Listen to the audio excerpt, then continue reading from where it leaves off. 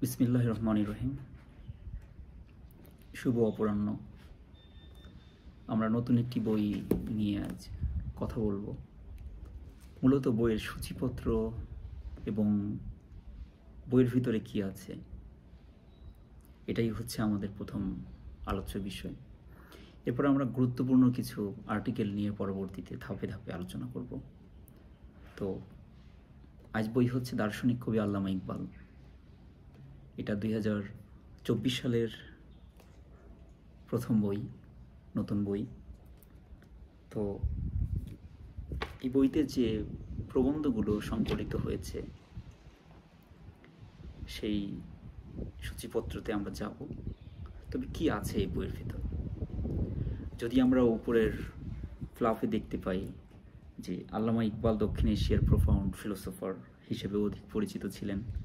9 November 1877 সালে তিনি শিয়ালকোট শহরে জন্মগ্রহণ করেন এবং 1938 সালের 21 এপ্রিল মৃত্যুবরণ করেন।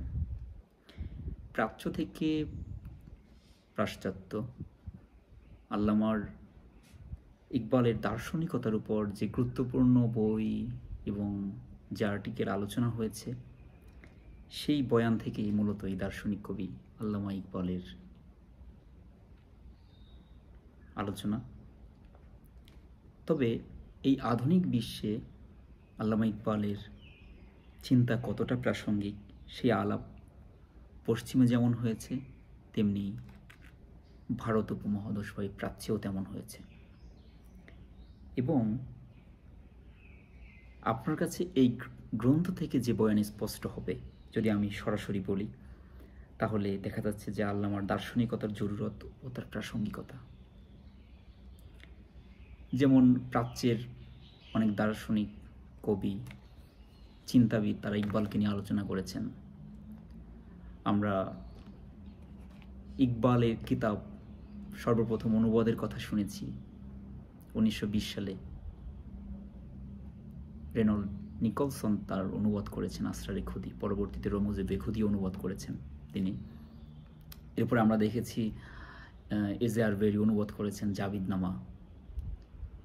তো ইকবাল পাশ্চাত্যে কতটা সমাদৃত ছিলেন, ইকবাল কতটা পাশ্চাত্যের চিন্তায় কতটা নাড়া দিতে সক্ষম হয়েছিলেন তার রিকনস্ট্রাকশন থিওরি বা চিন্তা দিয়ে, অথবা তার খুদি বা বেখুদির চিন্তা দিয়ে।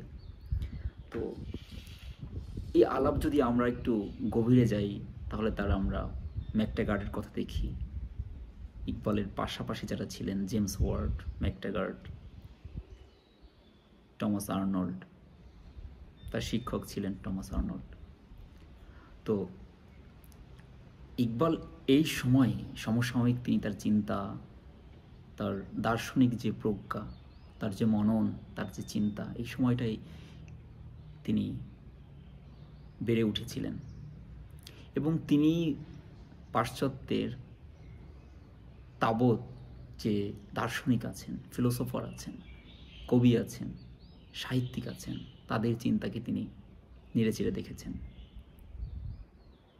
তিনি একদিকে যেমন সাহিত্যের প্রতি অনুরাগী ছিলেন, অন্যদিকে তিনি তার দার্শনিক যে অবস্থানটা আছে, দার্শনিকতার জায়গাও তিনি ছিলেন অনেক বেশি,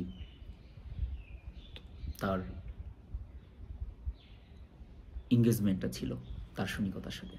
তো সেই জায়গা থেকে ইকবাল পাশ্চাত্যের চিন্তাকে তিনি পাঠ করেছিলেন এবং তার প্রত্যেকটা গ্রন্থ যদি আমরা দেখি, যে গ্রন্থগুলোতে তার দেখা যাচ্ছে যে তার পাশ্চাত্যের চিন্তা, পাশ্চাত্যের মনীষী, দার্শনিক, কবি, সাহিত্যিক, এদের চিন্তাকে তিনি পড়েছেন এবং এই চিন্তার আলোচনা করেছেন। তার পায়ামি মাসিক যদি আমরা দেখি, তার জাবিদনামা দেখি, তার যদি আমরা রিকনস্ট্রাকশনটা দেখি, তার ডেভেলপমেন্ট মেটাফিজিক্স ইন পার্সিয়া দেখি, সেখানে আমরা দেখতে পাই যে ইকবালের এই চিন্তাগুলো মূলত এই পাশ্চাত্যের যে ফিলোসোফার আছেন, দার্শনিক আছেন, তাদের চিন্তাকে তিনি বিশ্লেষণ করেছেন এবং এই বিশ্লেষণ করেছেন একটা কম্পারেটিভ অ্যানালাইসিসের মাধ্যমে, প্রাচ্য, পাশ্চাত্য এবং সর্বোপরি তার কোরআনিক যে ফিলোসফি আছে, কোরআনিক যে দর্শন আছে, সেই দর্শনটাকে তিনি এনেছেন। তো আজ আমরা ওই বিস্তর আলোচনায় যাব না, আমরা দার্শনিক কবি আল্লামা ইকবালের সূচিপত্রতে যাব। কি আছে এই সূচিপত্রের ভিতরে, এই গ্রন্থটি কেন জরুরি এবং কেন আমরা এই গ্রন্থটি পড়ব। তো সেই ক্ষেত্রে আমি যদি বলি, এখানে আমরা সূচিপত্রের দিকে যদি সরাসরি চলে যাই, ইকবালের দৃষ্টিতে ইসলাম ও পাশ্চাত্য, ইবনে গোলাম সামাদ, আধুনিকতা ও ইকবাল, সুনীল কুমার মুখোপাধ্যায়, আত্মপুনর্গঠন এবং আত্মসংস্কারের অভিব্যক্তি, আলী শরীয়তি, আল্লামা ইকবালের চিন্তা ও দর্শন, সাক্ষাৎকার, তারেক রামাদান, কাহিনীর কাহিনী, মোহাম্মদ আসাদ, ইকবালের জীবন দর্শন, গোলাম মোস্তফা, এশিয়া মহাদেশে জাতীয়তাবাদী আন্দোলন, ইকবাল, জওহরলাল নেহেরু, মহাকবি ইকবাল, ইসলামী পুনর্জাগরণের দার্শনিক কবি সৈয়দ আলী খামেনি, এক বোতল শহীদি রক্ত, রিসেপ তাইয়েব এরদোগান, ইকবালের কাঙ্ক্ষিত সে যুবক ইমরান খান, আধুনিক শিক্ষা ব্যবস্থায় পাঠ পদ্ধতি, ইকবালের নির্দেশনা মাওলানা আবুল আলা মওদুদি, ইকবাল ও তার শিল্পের সাথে আমার সম্পর্ক সৈয়দ আবুল হাসান আলী নদভী, সভ্যতা, আধুনিকতা ও জাতীয়তাবাদ আবদুল্লাহ আল হাসান, আল্লামা মুহাম্মদ ইকবাল, জওহর সিদ্দিকী, বাংলার মুসলিম নবজাগরণে আল্লামা ইকবালের অবদান মোহাম্মদ আব্দুল মান্নান, ইতিহাস দর্শন ইকবাল, অধ্যক্ষ মোহাম্মদ আজরফ, ইকবাল প্রসঙ্গ ফরুক আহমদ, ইকবাল ও নিটশে আব্দুল মওদুদ, দান্তে ও ইকবাল আলেজান্দ্রে বাউসানি, ইকবালের চোখে শিল্প দর্শন আবুল হাসান আলী নদভী, ব্যক্তিত্বের উপলব্ধি খাজা গুলাম সাইয়েদাইন, আসরারে খুদি, আব্দুল মান্নান, কবি মুহাম্মদ ইকবাল, তার রমুজিবে খুদি, সৈয়দ আলী আহসান, শিকুয়া ও জবাবে শিকুয়া, সর্দার খুশবন্ত সিং, জরবে কলিম, আব্দুল মান্নান তালিফ, জাভিদনামার কথা, শঙ্খ ঘোষ, আল্লামা মুহাম্মদ ইকবাল ও জবাবে শিকুয়া, ওবায়দুল্লাহ মনসুর, ইকবাল দর্শনে ব্যক্তিত্ব ও আদর্শ আব্দুর রহমান রনি এবং দার্শনিক কবি আল্লামা ইকবাল, আব্দুল কাদের জিলানি। এই ছিল আমাদের ইকবালের সূচিপত্র, ইকবালের দার্শনিক যে বইটা আমরা নিয়ে এসেছি, সেই বইটার মূল আলোচনা। তো সর্বোপরি বইটি আপনারা সংগ্রহ করতে পারেন। এছাড়া আরও দুটি বই এর আগে আমরা 2022 সালে নিয়ে এসেছি। মোহাম্মদ ইকবাল বাঙালির মনমানসে, অর্থাৎ ইকবাল বাঙালির মনস্তত্ত্বে কতটুকুন তিনি তার প্রভাব বিস্তার করতে পেরেছিলেন, তার বাঙালির চিন্তার জগতে ইকবাল কিভাবে প্রবেশ করেছিলেন, কোনভাবে প্রবেশ করেছিলেন, এই যে অনুবাদের মাধ্যমে আমরা ইকবালকে প্রথম পেলাম, এই জায়গাটা কতটুকুন 60-এর দশকে, 50-এর দশকে বা 40-এর দশকে কতটুকুন বিস্তার করেছিল, সেই আলাপ এখানে চলে এসেছে।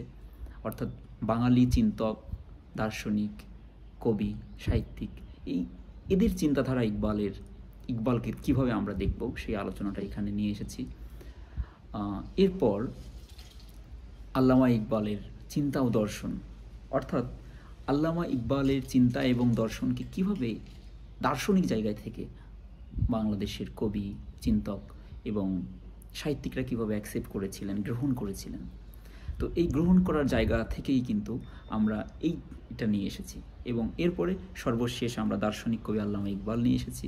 অর্থাৎ আমরা যদি এই 1100 পৃষ্ঠা ইকবাল সম্পর্কে জানতে পারি, তাহলে আমরা ইকবাল কেন, ইকবালের প্রয়োজনীয়তা কী, ইকবালের প্রাসঙ্গিকতা কী, ইকবাল কে ছিলেন, তিনি এই ভারতীয় উপমহাদেশে সর্বোপরি মুসলিম উম্মার জন্য তিনি কি করেছেন, মানব জাতির জন্য, মানুষের জন্য তিনি কি করেছেন, এই যদি আমরা জানতে চাই, তাহলে আমরা এই 1100 পৃষ্ঠার ইকবালের চিন্তা আমরা দেখতে পারি।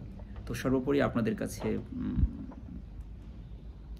কাছে আবেদন থাকবে যে আপনারা ইকবালের চিন্তা দেখুন এবং ইকবালের চিন্তা ধারণ করে একজন খুদি, পরবর্তীতে বেখুদি হয়ে আপনারা ন্যায় এবং ইনসাফের পথে আপনি আপনার জীবনকে, আপনার ব্যক্তিত্বকে, আপনার চারিত্রিক গুণাবলীকে প্রতিষ্ঠিত করুন, বিকশিত করুন। তো আজ এই পর্যন্ত, ভালো থাকবেন, অন্য আরেকদিন দেখা হবে। আসসালামু আলাইকুম ওয়া রাহমাতুল্লাহ।